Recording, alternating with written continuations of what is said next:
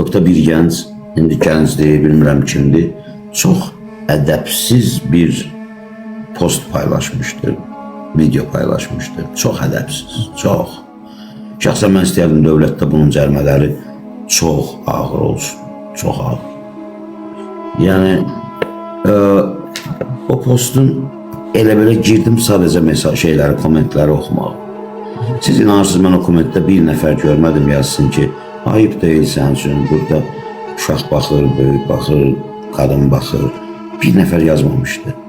15 saniyəlik zövq, gülüş, şənlik yaşamaq üçün insanlar o qədər dəstək edici kommentlər yazmışdılar ki, həmin yerə. Və bu bir anlıq mənə cəmiyyətimiz doğrudan mı budur sualın doğdu beynimdə.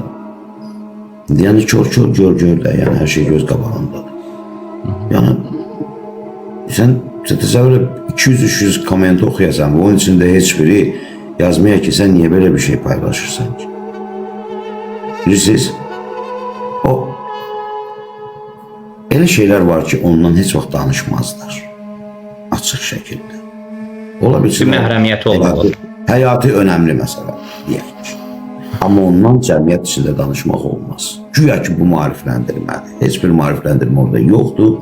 Bir şey cəmiyyətdə adiləşirsə, bilsən, cəmiyyət, tərbiyəli cəmiyyətdə rənglərin hər biri öz yerində olur. Rənglər bir-birinə qarışmağa başlayanda, artıq pərdələr aradan götürülür və pərdələr aradan götürüləndə əxlaq da ucuzlaşır, başa düşürsünüz. Yəni, elə şeylər var ki, o haqda danışmaq olmaz. Mən bir dəfə bir tanış xanım var idi, tələbəm idi. Sonra uzun müddət daha dərsi bitdi və s. neysə də uzun müddət görmədim onu. Sonra səndəmə gedib jurnalistlik, müstəqil jurnalist fəaliyyəti ilə məşğulmuş. Bir də baxdım ki, bu Facebook'da biz sorğu keçirdik, onu paylaşıb. Yəni, adi şəhərdə sorğu keçirdik və paylaşıb bunu Facebook'da. Üzr istəyirəm hamıdan, bakirəli haqqında nə düşünürsünüz? İnanırsan, hirsimdən partladım, o dəqiqə götürüb telefonu yığdım onu, dedim, bu nədir paylaşırsın?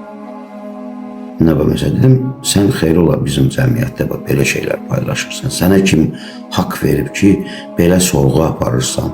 Düz sorğuda insanların fikrini bilməyə çalışırsan, amma mövzunu açıq olaraq ortaya qoyanda insanlar artıq bu mövzuya üstü qapalı bir mövzu kimi yox, açıq bir mövzu kimi baxmağa başlayır. Ciddiyyəti də ölür. Cəmiyyəti pozan ciddi olan mövzuların qeyri-ciddi formata keçməsidir. Başa düşürsünüz. Elə şeylər var, onunla danışmaq olmaz. Bəli. Qəti olmaz. Bəli. Ona görə yox ki, heç hamı bilir. Elə şeylər var ki, dünyada onu hamı bilir. Amma ondan danışmaq olmaz. İki nəfər arasında danışa bilər. Üçüncü şəxsin yanında olmaz.